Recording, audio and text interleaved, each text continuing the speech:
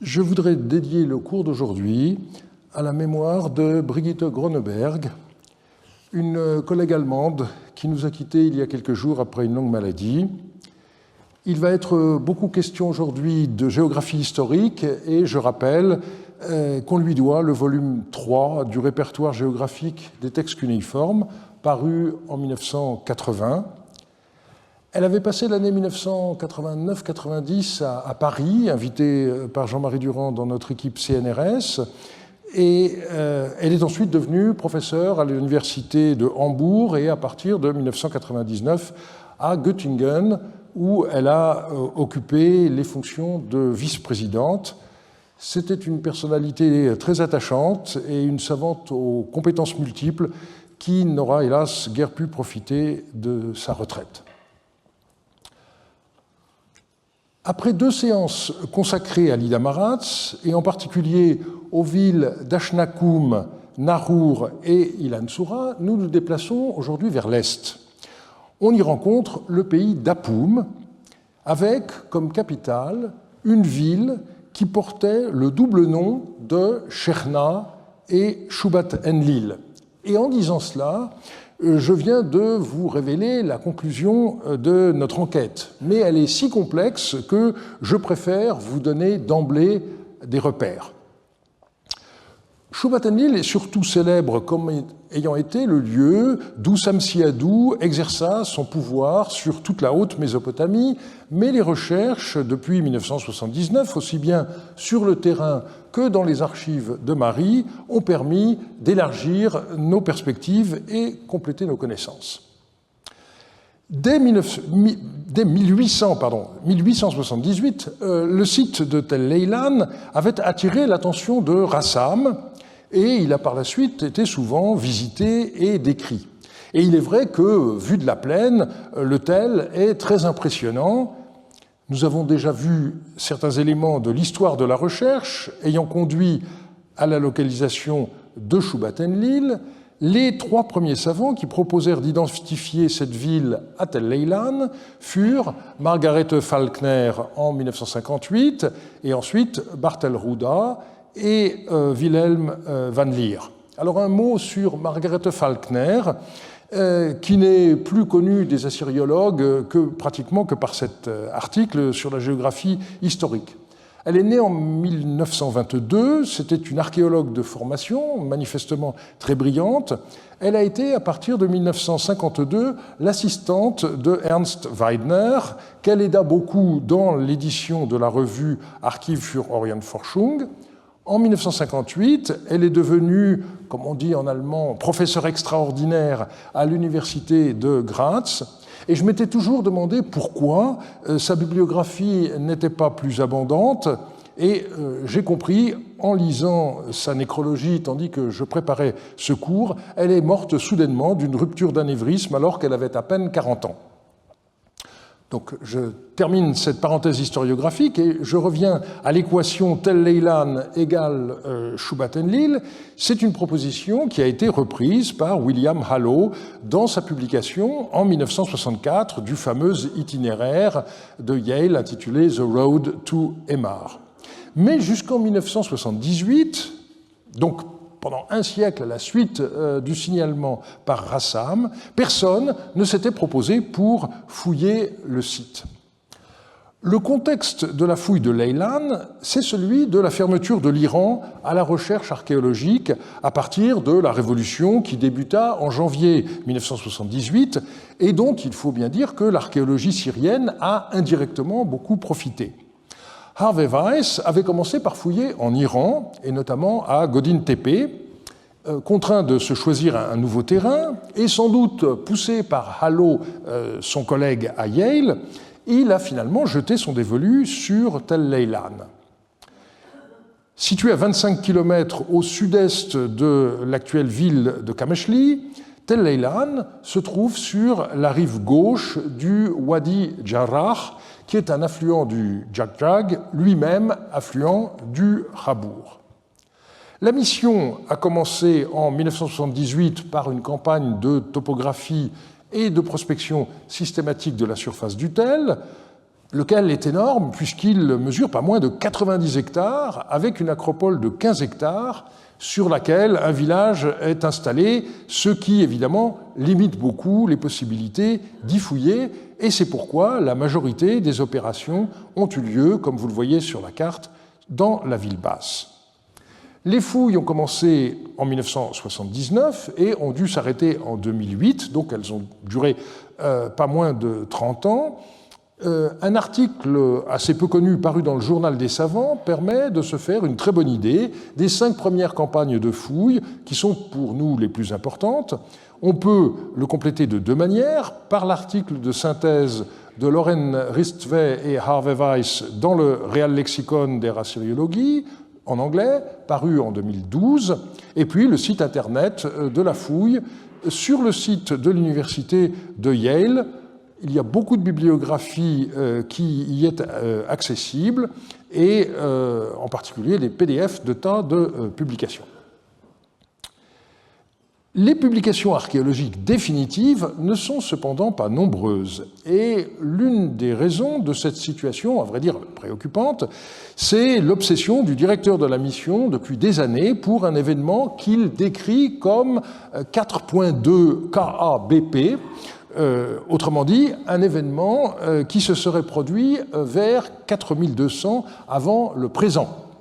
Il s'agit de l'accroissement brutal de la poussière dans l'atmosphère qui a été repéré à Tel Leilan pour cette période. Alors, son origine reste discutée. Weiss a surtout parlé d'une éruption volcanique, mais il y a eu d'autres hypothèses. Cet événement soudain aurait entraîné une méga-famine, je traduis ainsi l'American Mega-Drought, qui aurait conduit à l'effondrement de l'empire d'Akkad vers 2200 avant notre ère. Alors je ne m'attarderai pas sur ce dossier parce qu'il ne concerne pas directement notre enquête, mais je ne pouvais pas ne pas le mentionner.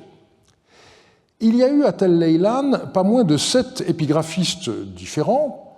Le chef de la mission a appliqué avec constance le mot d'ordre « diviser pour régner ». Pour commencer, Harvey Weiss avait sollicité son collègue Benjamin Foster en 1979. En 1980, ce fut Daniel Snell. Alors, je n'ai pas trouvé de photo d'époque, donc c'est une photo de notre collègue à peu près tel qu'il est aujourd'hui. Puis ce fut Robert Whiting pendant 2 campagnes, en 1982 et 1985. Nouvel épigraphiste en 1987, le Danois Jesper Eidem. Et puis, pour terminer, Mark van Meerop pour la campagne de 1991. Et ensuite, eh bien, Harvey Weiss a plus ou moins réussi son rêve, fouiller ce qui l'intéressait, c'est-à-dire les couches du 3e millénaire, sans être gêné par ces textes qui sont vraiment la plaie des archéologues sérieux. J'exagère à peine, mais je ne voudrais pas sombrer dans une polémique de bas étage. Et pas de chance, même dans les couches du 3e millénaire, il est tombé sur des tablettes.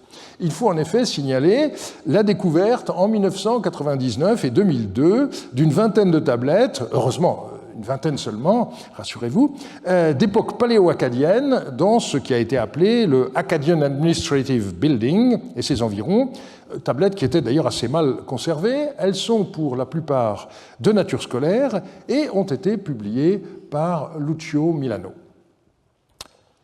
Le bilan, en se limitant à l'époque paléo-babylonienne, est donc le suivant. Sur les quelques 1200 textes découverts entre 1979 et 1987, il y en a 256 qui ont été publiés de manière définitive, à quoi s'ajoutent 336 publiés de manière préliminaire dans 2 thèses restées inédites, ce qui fait un total donc de 591 textes.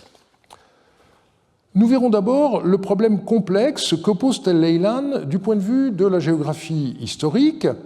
Le reste du cours sera découpé en 3 périodes, le royaume de Haute-Mésopotamie et son démembrement, puis la phase contemporaine du règne de Zimrilim, enfin la période qui va jusqu'à la destruction de la ville en 1728. Imaginez un historien dans 4000 ans qui ne disposerait pas d'ouvrages d'ensemble sur l'histoire de France, mais seulement de quelques documents d'archives et d'aucune carte. il retirerait l'impression que Paris était la capitale de la France, mais du coup, il aurait du mal à comprendre le statut de Versailles. Et puis par ailleurs, pourquoi donc le couronnement des rois se faisait-il à Reims? Et enfin, le fait que les souverains étaient enterrés à Saint-Denis lui poserait des problèmes. Eh bien, vous allez voir que c'est exactement la situation dans laquelle nous nous trouvons à propos du dossier que nous allons traiter ce matin. Il nous faut analyser les rapports entre trois toponymes, Shubat-Enlil, Apoum et Cherna. Shubat-Enlil, je l'ai déjà dit, était surtout célèbre comme lieu de résidence de Samsi-Adou, et donc on pouvait espérer que la fouille de Tel Leilan permettrait rapidement de confirmer son identification présumée avec Shubat-Enlil. Il n'en fut rien. En effet, les débuts de la fouille de Tel Leilan furent déconcertants. C'est ce que avoua Harvey Weiss lors du colloque qui célébrait le cinquantenaire de la découverte de Marie, qui s'est tenu à Strasbourg en juin-juillet 1983. Il a résumé l'historiographie du sujet et puis ensuite il a présenté les résultats des trois premières campagnes de fouilles en 1979, 1980 et 1982. Sur l'acropole, un grand temple avait commencé à apparaître avec de très belles colonnes torsadées, comme on en connaissait déjà à Our, à Tel Rima ou à Larsa, d'autres encore en forme de troncs de palmier. Or, on retrouva dans ce bâtiment des sceaux de serviteurs de Shamshi-Adad ou Samsi-Adou, mais également d'un serviteur de Turumnatki qu'on ne savait pas à l'époque encore localiser, et aussi d'un serviteur de Chaya Aboum, qui était alors connu comme roi du pays d'Apoum. Et Harvey Weiss avait donc terminé sa communication en ces termes. Les données fournies aujourd'hui par les premières fouilles à Tel Leilan viennent considérablement enrichir les données géographiques historiques qui ont été avancées pour identifier le site comme étant Shubat-Enlil. Il n'existe toutefois aucune donnée permettant d'affirmer cette identification avec certitude. Il est possible d'interpréter les preuves disponibles d'une autre manière, mais cela n'est pas sans difficulté. Vous voyez les allées et venues. Je vais parler d'embarras. Les empreintes de sceaux de Chaya Aboum, par exemple, pourraient être considérées comme venant étayer l'identification du site comme étant Apoum. Cette ville n'est toutefois pas attestée dans nos sources pour le 3e millénaire avant notre ère, période pendant laquelle Tel Leilan est devenue l'une des plus grandes villes fortifiées du nord de la Mésopotamie.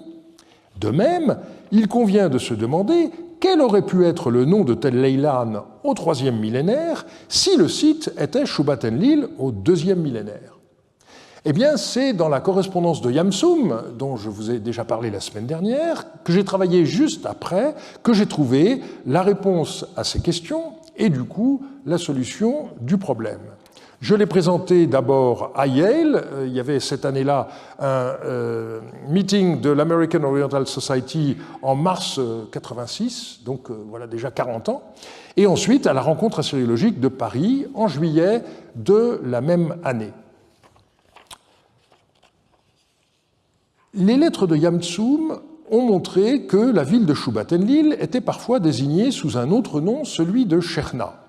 Le contexte, je vous le rappelle, se situe sous Imrilim au moment où Kunnam avait envahi la région à la tête d'une armée élamite.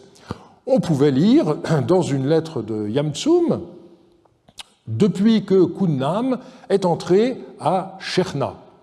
Et j'avais alors résumé les 17 attestations du toponyme Cherna dans les lettres de Yamsoum, et je concluais, on peut légitimement s'étonner de l'importance que revêt soudainement cette ville de Cherna, alors qu'elle était inattestée jusqu'à présent, sous-entendu dans les archives de Marie. En outre, l'élamite Kunnam était déjà documenté dans les textes de Marie, mais sous la désignation d'homme de Shubat-Enlil. La lettre à RM 1401 nous apprend qu'Atamroum se propose soit de faire sortir Kunnam de Shubat-Enlil par la ruse, soit, s'il refuse de sortir, de le tuer et de rendre Shubat-Enlil à son maître, c'est-à-dire clairement dans le contexte Azimrilim. D'un côté, Khunnam est présenté comme le maître de Sherna, de l'autre comme le maître de Shubat-Enlil. Il apparaît à l'évidence que Sherna et Shubat-Enlil sont deux noms différents pour une seule et même ville. Or, Sherna apparaît dans deux textes du IIIe millénaire découverts à Tel Brak par Malowan.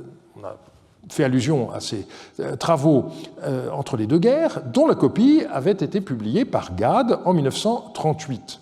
Et Karl-Heinz Kessler avait attiré l'attention sur ces textes dans un article de 1984.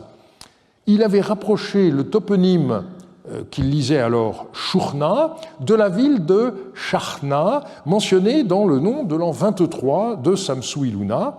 Les textes de Marie montrent que le nom se disait le plus souvent Shechna. On avait donc affaire à une ville d'abord connue à l'époque d'Agadé sous le nom de Shechna. Elle a été renommée Shubat-Enlil, demeure du dieu Enlil, à peu près sûrement au moment où Samsi-Adou décida de relever cette ville de ses ruines, mais après sa mort, l'ancien nom de Sherna a été à nouveau employé et la ville, finalement, a été détruite par le roi de Babylone, Samsu Iluna.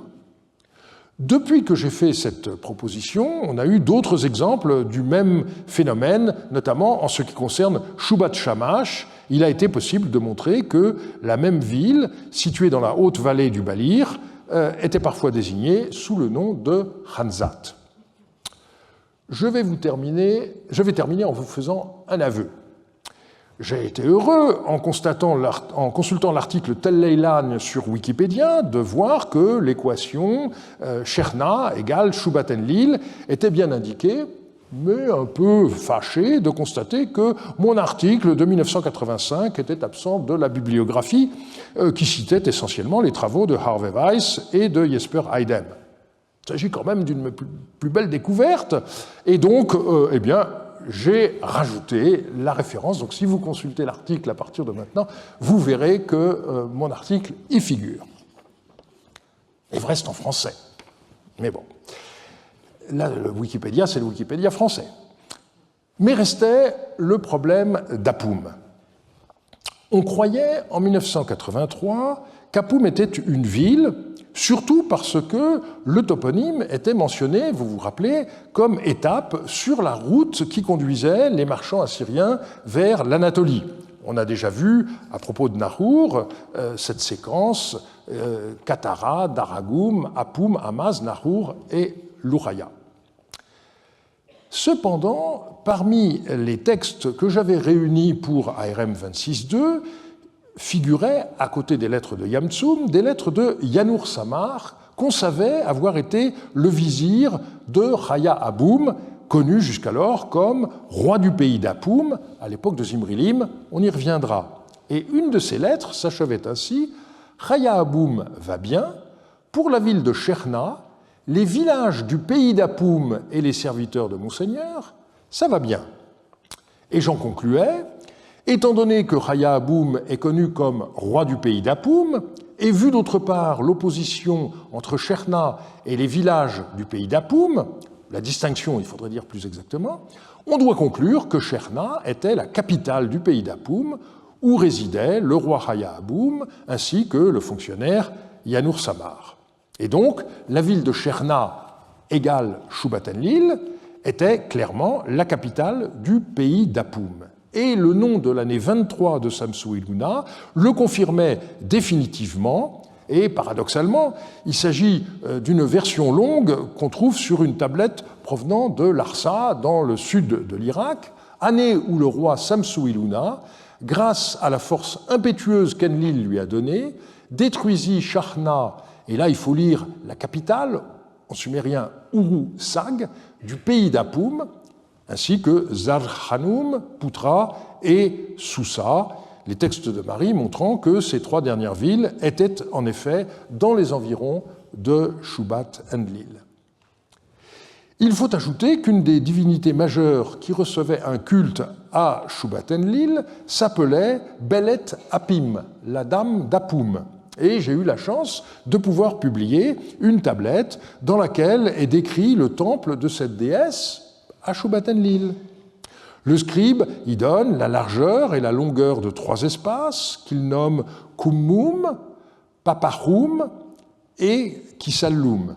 Nous savons que Kisallum désigne une cour, le Paparum est donc une sorte de entésella, si l'on peut dire, alors que la pièce la plus sacrée, tout au fond, est décrite comme Kummum. Alors j'ai tenté, en fonction de ce que les archéologues ont dégagé pour d'autres temples, de reconstituer le plan que ce bâtiment pouvait avoir. D'après les dimensions données dans la tablette, il ne peut pas s'agir du temple qui a été partiellement dégagé sur l'acropole. Il reste donc à découvrir. Et l'épigraphiste se trouve donc, en l'occurrence, dans la même position que le Verrier, qui avait calculé la position de Neptune avant même que cette planète soit observée, mais pour l'instant, on n'a pas encore la confirmation.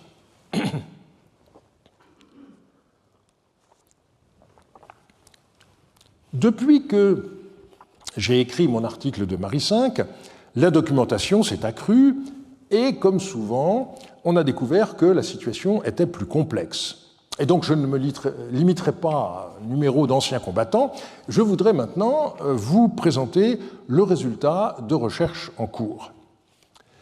Il est d'abord apparu qu'en dehors du pays d'Apum, il avait bien existé une ville nommée Apum, mais celle que l'on pouvait le mieux connaître n'était pas située en rapport avec le pays d'Apum, elle se trouvait au sud du Djebel Sinjar. J'ai écrit une étude à son sujet il y a une dizaine d'années, et dans une contribution à un volume de mélange encore sous presse, j'ai pu apporter davantage de renseignements sur cette ville d'Apum, donc située, encore une fois, au sud du Djebel Sinjar. Le point de départ est une enveloppe fragmentaire qui comportait l'empreinte de sceau d'un certain Baninum. Jean-Marie Durand et moi-même l'avions publié en 1985 dans Marie IV à cause de sa légende tout à fait inhabituelle. Le sceau avait initialement une légende normale, Baninum, fils de Mulhan, serviteur de Yardunlim, mais on a ajouté 3 lignes supplémentaires. Donc on voit bien ici les 3 lignes normales qu'on retrouve ici, et vous voyez qu'il y a des lignes supplémentaires. Et ces lignes supplémentaires disent « celui qui a restauré la descendance de Yardunlim ». Donc on a manifestement ici une allusion à la montée de Zimrilim sur le trône. Or, la personne qui a joué le rôle majeur dans cette restauration de la dynastie de Yardunlim à Mari est bien connu, c'est le chef de pâture Bannum. Baninum est clairement une autre forme de son nom, sans que le i soit élidé, et ce sceau donc appartenait à Bannum. Nous n'en possédons pas d'autres empreintes. Et donc la question, c'était de savoir quelle tablette cette enveloppe pouvait au départ avoir contenu.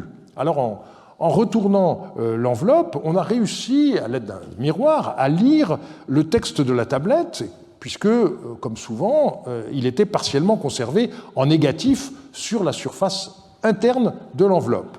Et notre déchiffrement était le suivant, avec un certain nombre de restitutions, surtout pour la ligne 1, qui n'étaient pas certaines. Et donc, pour identifier la tablette, eh bien, il fallait se concentrer sur les lignes bien conservées. Et donc, qu'ai-je fait? Eh bien, j'ai pris tout simplement 2 li'im uduhriya, 2000 moutons, et j'ai demandé à Archibab, est-ce que tu connais des tablettes dans lesquelles il y a 2000 moutons? Et voilà la réponse. Il y avait 3 textes, et c'est le premier qui s'est révélé correspondre au passage qui avait été déchiffré.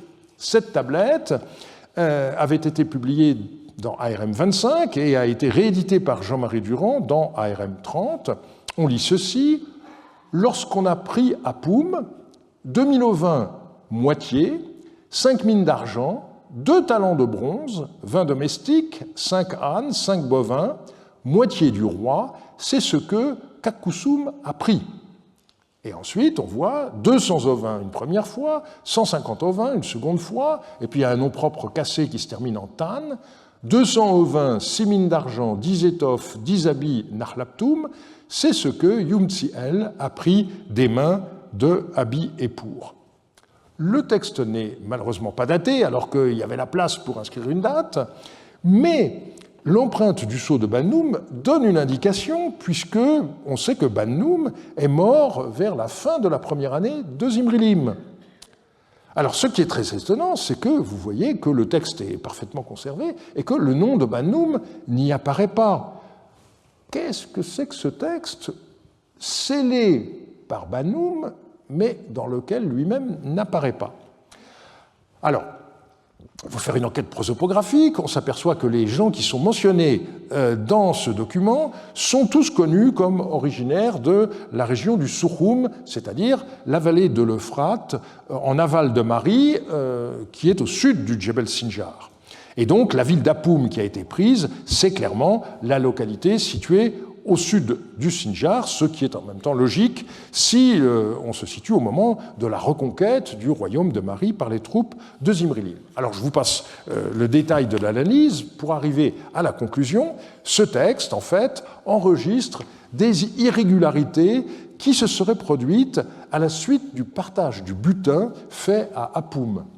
Kakkoussoum se serait emparé de la part du roi, et Yumtsiel aurait illégalement reçu des mains de Abiépour une part importante du reste.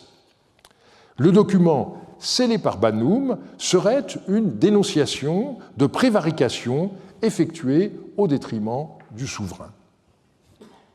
Mais en plus de cette ville d'Apoum située au sud du Sinjar, il me semble aujourd'hui certain qu'il en existait une autre au nord de cette montagne. Et ce ne serait pas le seul exemple de ce que j'ai appelé la toponymie en miroir. On connaît ainsi deux villes nommées Saproum, l'une située précisément dans le pays d'Apoum et l'autre clairement au sud du Sinjar. Le texte le plus important, c'est une lettre de Khali Khadoun que j'avais citée partiellement dans mon étude de Mari V et qui vient d'être publiée par Jean-Marie Durand dans un RM 35. On y lit « En outre, Karnilim a enterré Turumnatki à Apoum. Il a alors réuni les rois des alentours de Shubat-Enlil et ils ont fait la déploration pour Turumnatki. Et Karnilim s'étant mis en deuxième place, ils ont installé le fils de Turumnatki à la royauté dans Shubat-Enlil. » Alors, dans son édition, Jean-Marie Durand a traduit dans l'Apoum en considérant qu'il s'agit du pays. Mais si on regarde le passage sans préjugé, Apoum apparaît ici comme un toponyme. Et il serait très étonnant qu'on dise qu'un roi a été enterré dans le pays d'Apoum. On enterre les gens dans une ville, pas dans la campagne. Et donc, il y a ici une claire différence entre Apoum, le lieu où Turumnatki a été enterré, et Shubat-Enlil, le lieu où le fils de Turumnatki a été proclamé roi. Saint-Denis, vous disais-je. Alors, où peut-on situer cette ville d'Apoum? Les avis ont divergé et on n'a pas de solution définitive. Harvey Weiss avait pensé un moment que le terme aurait pu désigner la ville basse de Tel Leilan, le nom de Shubat-Enlil n'ayant concerné que l'acropole, on peut oublier cette solution. Jasper Eidem a proposé de situer Apoum à Tel Haid, à 15 km à l'ouest de Leilan, parce que c'est le site le plus gros dans les environs de Shubat-Enlil. Et puis de son côté, Klaas Venhoff s'est demandé si ça ne pouvait pas être le nom antique de Tel Mohammed Diab. J'avais de mon côté proposé une identification à Zamroul, mais en disant que ce n'était pas du tout certain. Alors, c'est un tel qui est cher à mon cœur, puisque c'est là, à 7 km à l'est de Tel Leilan, qu'une fouille a été ouverte sous la direction de Jean-Marie Durand en 1987, à laquelle j'ai participé jusqu'en 1993, Christophe Nicole étant devenu directeur de la mission en 2005. J'avais proposé en 1990 que le site donc puisse être l'antique Azamroul, mais la proposition de Venhoff est également tout à fait possible. Il faut ajouter au dossier le cas de la déesse Belet Nagar. En effet, les déesses dont le nom est semblable à Belet Nagar ont leur nom construit avec celui d'une ville et pas d'un pays. Par exemple, Belet Nagar, et voilà. Donc on voit que le cas de la ville d'Apoum au nord du Sinjar est encore ouvert, mais clairement il y a bel et bien une ville qui porte ce nom et qui est homonyme de la ville d'Apoum située au sud du Sinjar. Une fois traitées ces questions de géographie historique, nous allons d'abord définir le rôle de Samsi-Adou dans l'histoire de Shubat-Enlil avant de voir ce que devint la ville dans les années qui ont suivi son décès. Nous n'avons pas la preuve absolue que c'est Samsi-Adou qui changea le nom de Sherna en Shubat-Enlil, mais il n'y a guère de doute sur ce point. On sait en effet qu'il avait bâti un temple au dieu Enlil dans la ville d'Achour. Or, le culte du chef du panthéon sumérien était jusqu'alors inconnu en Haute-Mésopotamie, mais on ignore à quelle date exacte le nouveau nom a été donné à l'antique Sherna. Une autre question est de savoir si l'on peut considérer Shubat-Enlil comme la capitale de Samsi-Adou. Je ne crois pas. On a eu tendance à le penser du fait que ses deux fils ont été installés comme rois dans deux des villes majeures de l'empire qu'il créa, Ishme-Dagan à Ekal-Latoum et Yasmaradou à Mari. Et donc, par élimination, si je puis dire, Shubat-Enlil, où Samsi-Adou a très souvent résidé dans les 20 dernières années de sa vie, est apparu comme sa capitale. Mais ça pose un problème théorique. Qu'est-ce qu'une capitale à l'époque ? La communication de Sophie Desmar-Lafont lors de la 65e rencontre assyriologique internationale en 2019 a tenté d'y répondre.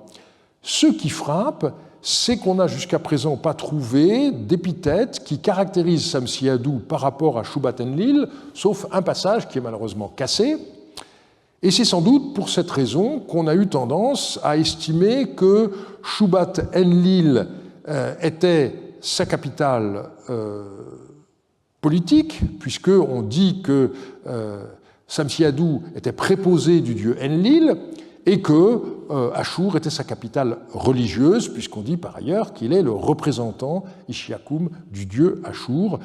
Mais il me semble que de tels concepts sont vraisemblablement anachroniques. Et la ville dont il est le roi, c'est en réalité Ekal-Latoum. Nous y reviendrons dans le dernier cours. Après la mort de Samsi-Adou, son serviteur Samia garda le site pendant quelques années.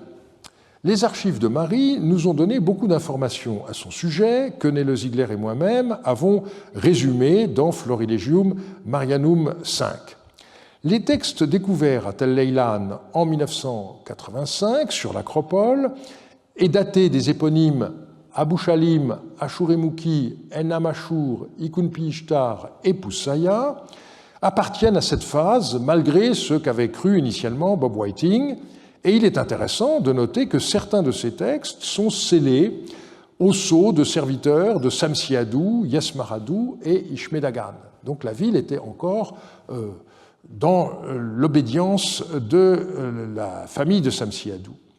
Et j'avoue être assez enclin à attribuer la construction du palais de la ville basse orientale à cette phase, plutôt qu'à l'époque de Samsi-Adou. Les richesses de Shubat-Enlil à cette époque étaient convoitées par beaucoup, comme le montre cette lettre FM2 116, et il est possible que Samia s'en soit servi pour financer la construction du bâtiment. Je m'en suis expliqué dans une des deux chroniques dans lesquelles j'ai exploité les données du volume Pyrrhance 117. On a découvert dans la tranchée de fondation d'un mur du niveau 3 une lettre de Samia. Malheureusement, elle est restée inédite, donc on ne connaît pas son contenu, mais ce qui est intéressant, c'est que jusqu'au bout, Samia a utilisé le sceau dans lequel il est décrit comme fils de Chaya Malik et serviteur de Samsi-Adou. On a dégagé une vingtaine de pièces situées entre les cours 4 et 20, un secteur des cuisines autour de la salle 8, et puis des magasins 5, 22 à 24, et peut-être un secteur de réception entre la salle 1, les salles 2, 3 et les salles 5 et 6. Le dossier de Samia conservé à Mari est particulièrement intéressant parce qu'il est constitué de tablettes qui ont été manifestement saisies. La ville de Shubat-Enlil était à ce moment-là assiégée, et donc Samia a envoyé des appels au secours, et pas de chance, le messager qui avait une sacoche de cuir pleine de lettres destinées à des tas de personnes différentes, eh bien, a été capturé, et on a emmené à Mari le contenu du sac. Et le scribe qui a lu ces lettres s'est vite aperçu qu'elles disaient toutes la même chose, il y avait juste l'entête qui changeait, et donc, à la fin, il ne s'est même pas donné la peine de dégager complètement les tablettes des enveloppes dans lesquelles elles étaient conservées, et ça, c'est quelque chose d'extraordinaire. Vous voyez la façon dont on ouvrait une enveloppe pour avoir accès à la lettre qui se trouvait à l'intérieur. Ces lettres, donc, datent du moment où Eshnouna avait envahi la Haute-Mésopotamie en l'an 3 de Zimrilim, et voici un extrait d'une lettre adressée au roi d'Eshnouna, Ibal-Piel II. Nous avons écouté le message que notre Seigneur a fait porter ici au sujet des nouvelles de la ville et de la tablette de serment par les dieux que notre Seigneur a fait porter ici. Donc c'est Samia qui se trouve à l'intérieur de Shubat-Enlil et qui s'adresse au roi d'Eshnouna qui se trouve dans les environs. Moi-même et mes frères, nous avons prêté le serment par les dieux à notre Seigneur. Depuis que nous avons prêté le serment par les dieux selon la teneur de la tablette que notre Seigneur a fait porter ici, nous sommes à nouveau entrés dans, et puis c'est cassé, et nous avons prêté le serment par les dieux à notre Seigneur devant Shamash du ciel. Et à présent, Warad Tishpak et son accompagnateur, serviteur de notre Seigneur, qui se sont tenus lors du serment par les dieux, viennent d'entendre le serment par les dieux tel que nous l'avons prêté à notre Seigneur, qu'il retourne chez notre Seigneur et Père. Les envoyés du roi d'Eshnouna, donc, étaient censés confirmer à leur maître que le texte du serment prêté était bien celui qu'il avait souhaité. Et justement, parmi les inédits de Mari figure un fragment d'une grande tablette à 4 colonnes qui était un traité d'alliance avec Ibal-Piel, fils de Dadoucha, roi d'Eshnouna. Et ce fragment, il a la cote Sal 108-492, alors que la tablette Sal 108-490 est une lettre de Samia. Il est donc très vraisemblable que ce fragment de traité, c'est bien la tablette de serment par les dieux à laquelle la lettre que j'ai citée fait allusion. Mais Samia n'avait pas que des partisans, et on possède une lettre où sont reproduits les propos d'une partie des habitants de Shubat-Enlil hostiles à Samia. « Tuons Samia et les hauts dignitaires !» Et puis, ou bien choisissons comme roi Marachour, ou bien livrons la ville à Turumnatki, mais ne nous soumettons pas à Eshnouna. Et il est vraisemblable que Samia a disparu sous les coups de ces gens-là. S'ouvre ainsi une nouvelle phase dans l'histoire de la ville. Turumnatki, connu comme roi du pays d'Apoum, réussit à ce moment-là à s'emparer de Shubat-Enlil, mais il mourut peu après dans des circonstances que nous ignorons. J'ai déjà lu tout à l'heure le début de la description de ses obsèques, mais la suite est intéressante. Donc, Karnilim a enterré Turumnatki à Apoum. Il a alors réuni les rois des alentours de Shubat-Enlil et ils ont fait la déploration pour Turumnatki. Et Karnilim s'étant mis en deuxième place, ils ont installé le fils de Turumnatki à la royauté dans Shubat-Enlil. Alors, au roi de l'Ida-Maratz, qui avait tué les Anons avec Monseigneur et qui s'était installé dans les villes fortifiées, ou bien à qui Monseigneur donnait des ordres, le passage est cassé, Karnilim a écrit en ces termes : « Pourquoi n'êtes-vous pas venu faire la déploration pour votre frère ? Moi qui habite au loin, j'ai fait la déploration pour lui, mais vous, sous-entendu qui êtes proche, vous ne vous êtes pas déplacé. » Donc vous voyez clairement dans ce passage que Shubat-Enlil et le pays d'Apoum ne faisaient pas partie de l'Ida-Maratz, comme on l'a déjà remarqué la semaine dernière. Alors, la succession de Turumnatki est une affaire horriblement compliquée, notamment par le fait que, dans l'extrait que je viens de lire, le nom du fils de Turumnatki n'est pas donné. Il semble que Turumnatki a d'abord eu comme successeur un certain Zuzu, mais on a une lettre de Samétar qui raconte que les habitants de Shubatenlil l'ont détrôné et remplacé par Chaya Aboum, fils de Turumnatki. Et j'ai publié une lettre qui décrit 3 versions différentes de la mort de Zuzu. Et un texte récemment publié par Jean-Marie Durand montre une réalité encore différente de ce qu'on croyait savoir. Il a restitué et traduit le texte de cette façon. Ce qui est en italique, ce sont les passages qui sont cassés et restitués. La conclusion de cette affaire, c'est la royauté de Nouriya, fils de Turumnatki, que Karnilim, à la place de Turumnatki, a installé à la royauté du pays d'Apoum. Et Nouriya, on l'a reconnu lors du rite de l'ânon. Lorsqu'ils ont tué l'âne, Karnilim tenait l'oreille de l'ânon. Alors Nouriya en touchait l'échine. Il a dit « Turumnatki était bien le roi, c'était bien le père de Nouriya ». Il me semble que le passage décrit la manière dont Karnilim s'y prit pour imposer ce Nouriya à la succession de Turumnatki, mais la fin, le discours qui est cité, ne peut être mis que dans la bouche de Karnilim. Et donc, je propose de restituer le passage de façon un peu différente. La conclusion de cette affaire, c'est la royauté de Nouriya, fils de Turumnatki, que Karnilim a installé à la royauté du pays d'Apoum à la place de Turumnatki. Il a fait reconnaître Nouriya lors du rite de l'ânon. Lorsqu'ils ont tué l'âne, Karnilim tenait l'oreille de l'ânon et il a approché Nouriya de l'ânon en disant « Turumnatki était bien le roi, c'était bien le père de Nouriya ». Mais le problème reste identique. Toutes les autres sources nous montrent que le roi mis en place comme roi du pays d'Apoum s'appelait Chaya Aboum. Jean-Marie Durand a donc conclu à propos de Nouriya « La répétition du nom propre ne laisse aucun doute sur sa lecture. Or, le roi d'Apoum après Turumnatki ne porte pas ce nom. Il est donc possible que le Nouriya choisi par Karnilim ait été évincé par un autre ou que lui-même ait changé de nom. » Et il reste à déterminer, donc, dans ce deuxième cas, si Nouriya est à tenir comme un autre nom de Zuzu ou s'il s'agit de Chaya Aboum.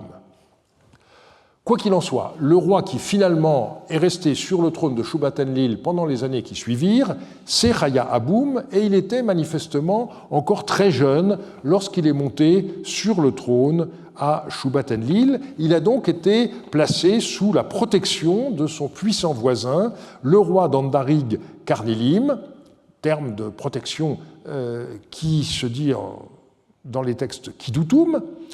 On constate cette dépendance de Chaya Aboum grâce aux tablettes de Marie qui enregistrent l'envoi de cadeaux à Karnilim, donc le roi d'Andarig, son protecteur, et puis à Chaya Aboum, le roi de Shubatenlil, et à Yanur Samar, qui était son vizir. Et cela est confirmé par un serment d'alliance retrouvé à Tel Leilan qui contient l'engagement d'un roi envers Karnilim et Chaya Aboum. Jesper Eidem a en effet publié dans le volume Pyrrhance 117 5 textes qu'il a qualifiés de traités. Les plus fidèles parmi vous se rappellent que dans mon cours de 2015-2016, j'ai remis en cause cette appellation, considérant que les textes de l'époque paléo-babylonienne qui nous sont parvenus sont de simples serments d'alliance. Vous pourrez lire ou relire ce que j'ai écrit à ce sujet dans mon livre issu de ce cours que j'avais intitulé « Tuer de mon sang ». En général, de tels textes contiennent le serment par lequel un roi s'engage à conclure une alliance avec un autre roi. Mais ici, la situation est particulière. Le roi qui s'engage, dont le nom a disparu dans une cassure, alors il reste Rabbi, donc ça peut être soit Mourabi de Kourda, soit Ratnou Rabbi de Katara, on en reparlera, ne prête pas serment à un seul roi, mais à deux. Il s'agit à la fois de Karnilim et de Chaya Aboum.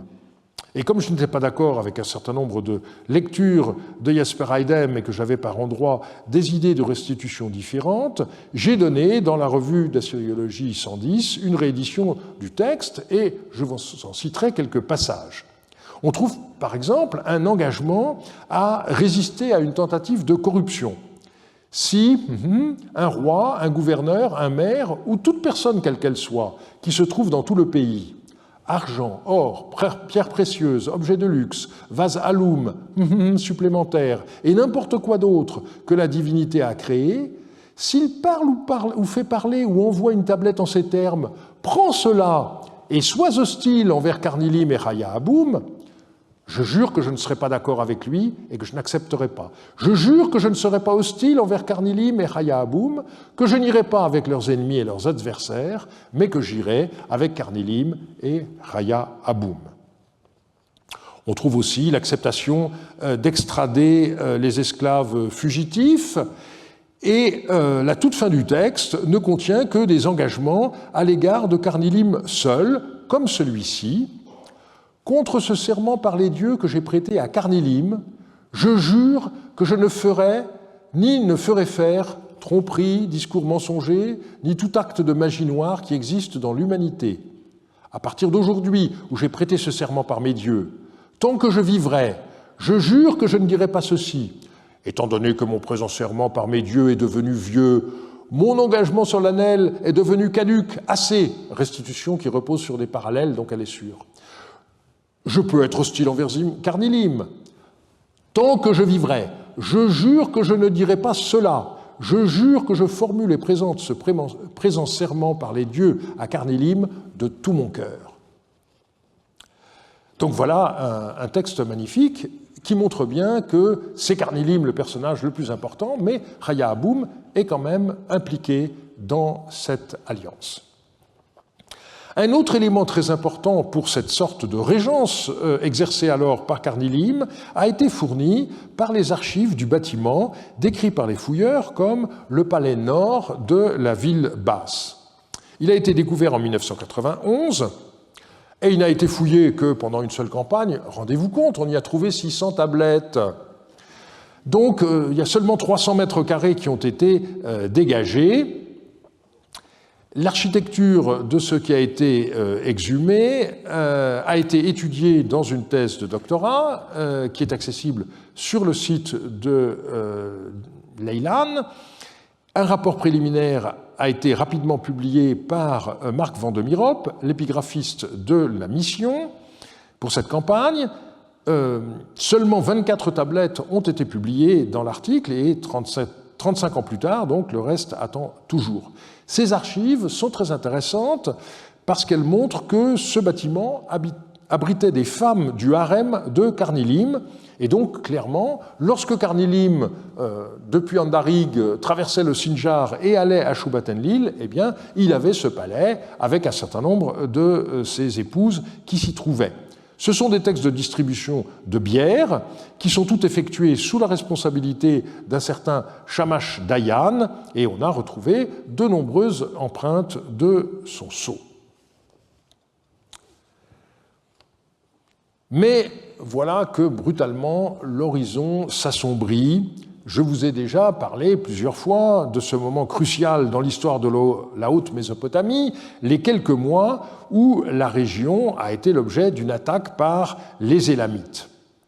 Donc les Élamites, c'est un peuple qui occupait depuis des siècles le plateau iranien, et les sources de Mari montrent que le pouvoir était réparti entre deux personnages, celui qui portait le titre de Soukal ou Soukalmar, que nous traduisons par empereur, et qui portait un nom élamite difficile à prononcer, Tsiwepalach Rurpak, et les scribes de Mari, bien souvent, n'y arrivent pas, et ils notent simplement Sheplarpak. Et puis, il y a le roi, ou Soukal de Suse, qui s'appelle Kuduzulush. Les Élamites ont commencé par conquérir la ville d'Eshnouna sur la Diyala, et ils avaient eu à ce moment-là l'aide des rois de Babylone et de Mari.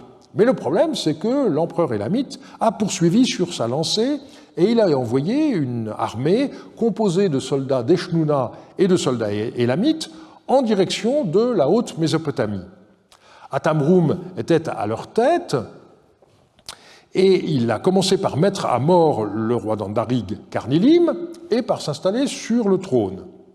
Ensuite, il a mis le siège à Razama et le roi local Sharaya a envoyé des appels au secours à Hammurabi de Babylone et à Zimrilim de Mari. Mais vous vous rappelez qu'à ce moment-là, Zimrilim se trouvait à Ougarit, non pas pour des vacances au bord de la plage, mais parce qu'il aidait le roi d'Alep à soumettre le roi d'Ougarit rebelle. Et donc Zimrilim rentra dans son royaume à marche forcée, mais entre-temps, une armée formée d'Élamites et d'Eshtunéens avait réussi à s'emparer de Shubat-Enlil, et c'est à ce moment-là que le général élamite Kunam est dit s'installer, selon les textes, à Cherna ou à Shubat-Enlil. Malheureusement, la fouille de Leilan n'a relevé jusqu'à présent aucune trace de la présence de l'élamite Kunam et de ses troupes, et Chaya Aboum a été victime des événements, étant exécuté par Lawila Haddou, qui était un général d'Atamroum. Kunam a exigé que les rois de la région se soumettent et viennent lui apporter un tribut, et c'est à ce moment-là que la situation à Ilan Soura est devenue critique. Pris de panique, Rayasumu se rendit à Shubat-Enlil faire allégeance, et c'est à ce moment-là que son épouse Kirou lui a adressé des reproches et que la situation entre le roi et son épouse Kirou s'est dégradée, comme nous l'avons vu la semaine dernière. Après le départ des troupes élamites et eshtunéennes, c'est Atamroum qui a exercé sa domination sur la ville, et après sa mort, c'est son successeur sur le trône d'Andarig, nommé Rimdiya. Nous reverrons cela dans 2 semaines. Un des grands intérêts des fouilles de Tel Leilan, c'est d'avoir donné de nombreux textes qui sont postérieurs à la chute de Mari. Ces textes ont été retrouvés dans le palais oriental de la ville basse et appartiennent au règne de 3 rois, Mutu-Abir, qui s'appelle aussi Mutiya, Tilabnu, qui s'appelle aussi Tilaya, et Yakunachar, tout cela se passant entre 1755 et 1728. Malheureusement, après les 2 campagnes de 1985 et de 1987, le dégagement de ce palais n'a pas été poursuivi, alors qu'il est clair que moins de 10% de sa surface a été fouillée. C'était pourtant une occasion unique de fouiller en totalité un palais du Bronze moyen avec les techniques d'aujourd'hui, qui sont bien différentes de celles qu'on pouvait avoir lorsque Parrot fouillait le palais de Mari dans les années 30, mais l'archéologue en a décidé autrement. Tous les documents écrits donc appartiennent à la dernière phase d'occupation, le niveau 2. On a ainsi la pièce 2 qui a livré 60 tablettes et 40 scellements qui sont des archives du vin datant de Yakunachar et qui ont été étudiées par Farouk Ismail dans sa thèse. Les lettres et traités ont pour l'essentiel été retrouvés avec des centaines de textes administratifs dans la petite pièce 22, mais aussi en partie dans la salle 17 adjacente, de sorte qu'il est possible que ces archives aient en fait été entreposées à l'étage au-dessus de ces 2 pièces. Et donc, quand l'étage s'est écroulé, il y a une partie des tablettes qui sont allées d'un côté ou de l'autre.